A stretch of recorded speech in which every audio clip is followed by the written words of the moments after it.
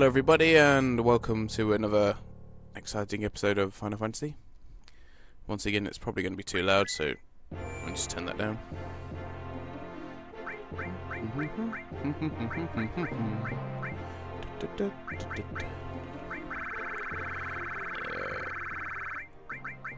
Problem is I really like the music, but unfortunately I guess you want to hear my voice for whatever reason. Maybe you don't. Tough. Basically, one thing I'm going to be doing is everything's fine, isn't it? Because I set it up before. Yeah. I'm going to be trying not to show too many random battles, if possible. Mainly just because of obviously the amount of time it takes, and it'll make the videos a lot more longer than they need to be. We'll be showing some, obviously. I mean, I'm not just going to be not showing any at all. I was looking around for different mods and stuff for the Final Fantasy. I'm not sure what that's all about. For the PC version, and there's ones with like different graphics for the main characters and stuff. A lot of it's taken from the Advent Children film. They do actually look pretty good, I have to say. The problem is none of the NPCs are changed at all, so it's only just the main characters, which I think would make them look too out of place. Although I'm still not impressed by this open mouth rubbish that seems to be going on, but never mind.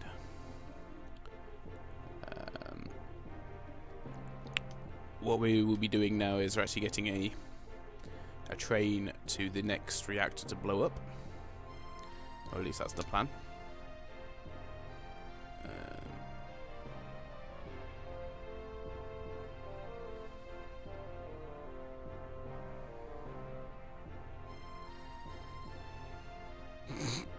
Threatening to blow his head off there with his machine gun. Not that you can tell that particularly well by the graphics, but there you go.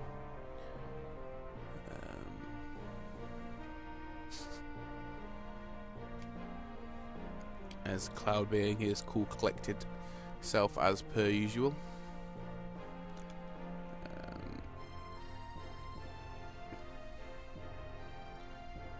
I have to say, this bit used to cause me, or at least the first time I did it caused me a fair few problems. Which obviously I'll go on to when the time arrives. As you can see, it is sort of being set up. So we're going to be jumping from a train in a couple of minutes. Well, it doesn't actually count down as such. Obviously, it only starts when you first talk to the people you need to talk to.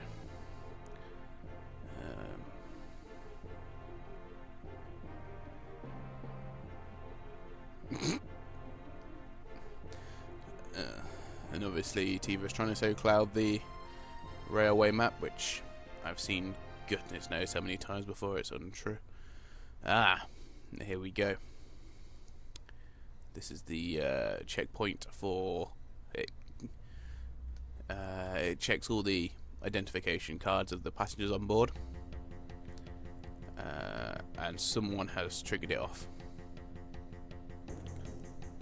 So basically the way to get around it is to travel between the different cars. I don't know how that escapes the checkpoint, but never mind. And because the doors get locked down after so many seconds, which is obviously this is the bit I got stuck on, because sometimes the controls can be a bit funny.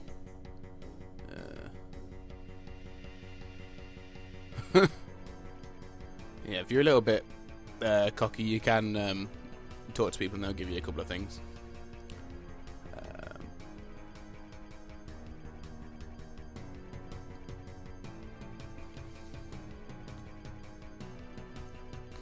So basically the idea here is not to get caught. And you see this guy with the spiky hair that's walking at us. He actually and steals money off you. So yeah, there's nothing you can do to stop that at all. Normally I just run through this, but it might be of some interest to anyone that wants to know what they're saying. Not particularly well. Love the disguises, they're not obvious at all. When I first saw this, I wasn't actually quite aware of what was going on, but never mind. So this is the final carriage, and basically this is the point where it's time to jump off the train. So yeah, you look good in a shimmer uniform. Why not? And the bit I find strange is that jumping off a train at separate intervals, for whatever reason, lands them in the same position. But never mind.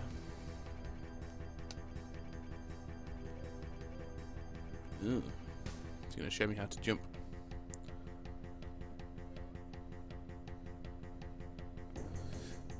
Barrett playing the leader as always. Cloud's like, yeah, whatever.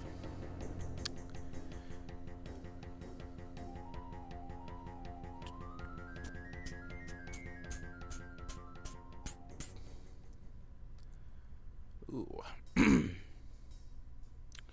Right. So here we are on the undercarriage of the train track, I think. I'll have to see. For whatever reason, everyone runs into Barrett at that point, and then suddenly changing back to Cloud. Just one of the few little anomalies. That's the word in the game. Oh, I'm surprised we got there straight away. Normally, you have to run around a little bit first before you actually get to the magic beams. Never mind. All this means is basically you have to go down this chute down here. Yeah, let's go down. You don't have much choice, so.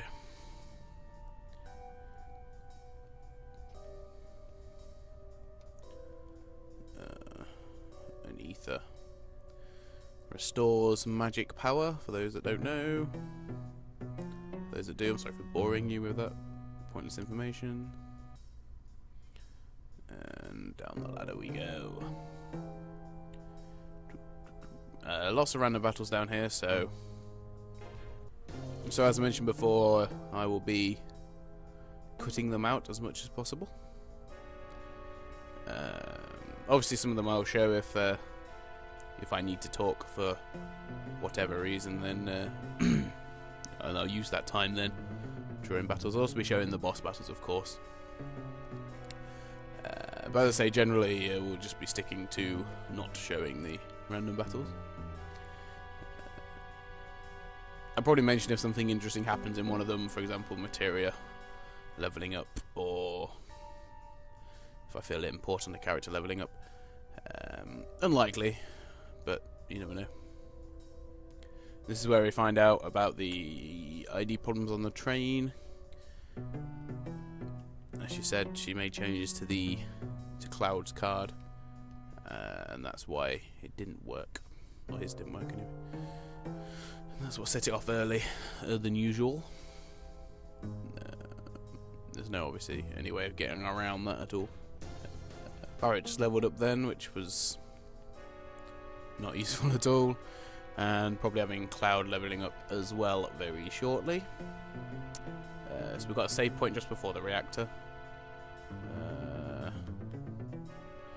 See what, can't remember what time it was last time I saved. 56 minutes. Right. So I normally save per checkpoint, but that was quite a short save point. So I'll carry on until at least until the next one, but I'm not sure it's too far away. Down the slide we go. So it doesn't look like a very comfortable slide, nor a real one, but never mind. And as you can see, we're back down in the reactor now, and we've just had Cloud and Tifa both level up. So they're now 9 and 6 respectively.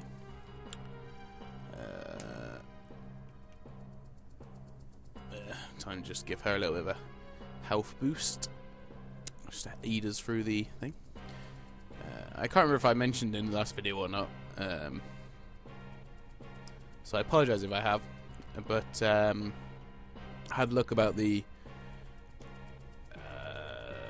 changes to the...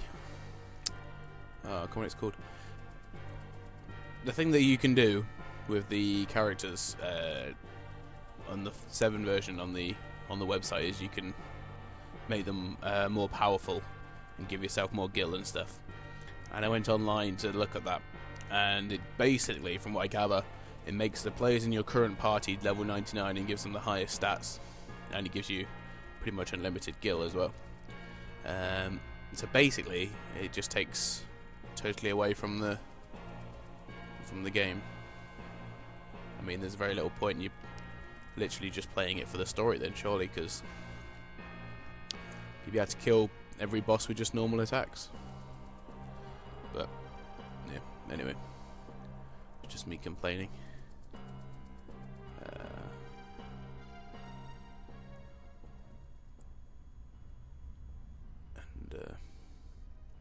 Cloud has this sort of flashback,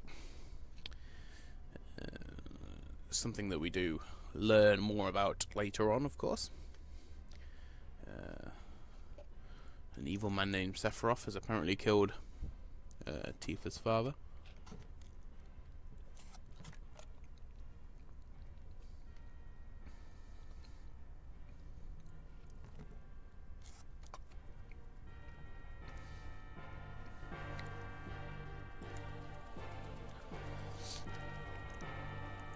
And then we see Tifa there taking the sword and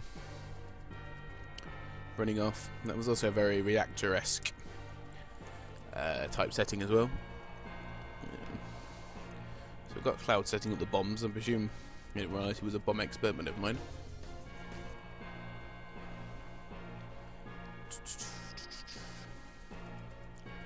I shan't bother saving there again. I don't know why I saved there in the first place either, but never mind. I'm trying to think where the next save point is though, which is a bit annoying. What time are we up to now? Right, okay. The next save point I will save, and we'll cut the episode here, so it's going to be a little bit shorter than normal. But it's either going to be that or it's going to be much longer, so I want to try to keep them as close to the 30-minute mark as possible. Obviously I've not taken into account all the random battles that have took place,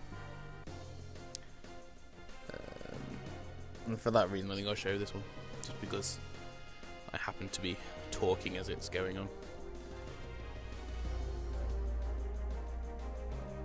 Now what these enemies do is they, the smog effectively blinds whoever is attacking, which means that physical attacks normally don't hit. I'm just not quite sure if a limit breaks will or not. There's a possibility that they probably will. So we'll just use it anyway, just to show you Cloud's limit break. You've already seen it. Of course, in that one it did poison her, so yeah, I don't really think it affects limit breaks. Not sure they can miss or magic, from what I remember.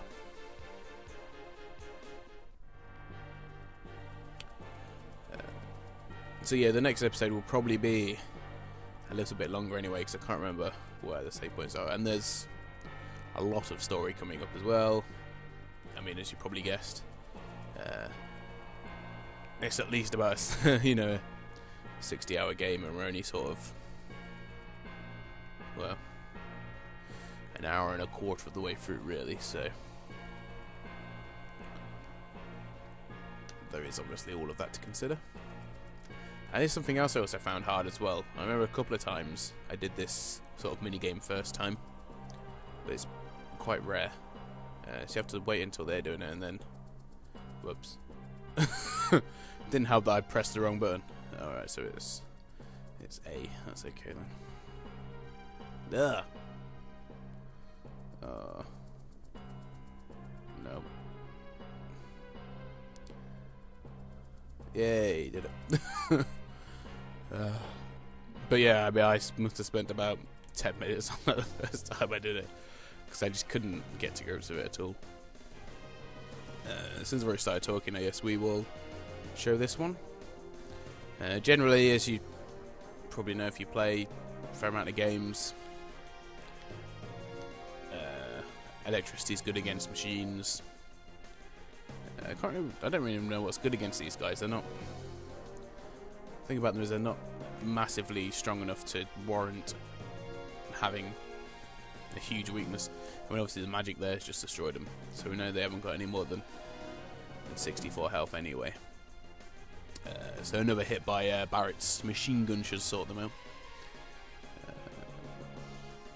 Yeah, that'll do.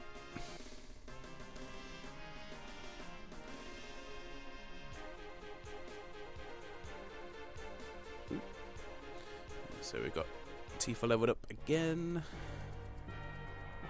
And there is our save point. Quite convenient. A little bit of a spoiler, I suppose. We have the boss battle coming up next, so seems like a good point in which to leave it at. And then obviously next time we'll go through and do the next sort of half an hour. So I'm sorry this one's been a little bit shorter than normal. Probably only end up being about 15 minutes, but it just depends how the game's running, really. I'd rather it more of a 15-minute episode than a 45-minute episode. But thank you very much for tuning in, and make sure that you tune in next time. So thank you very much for watching, and goodbye.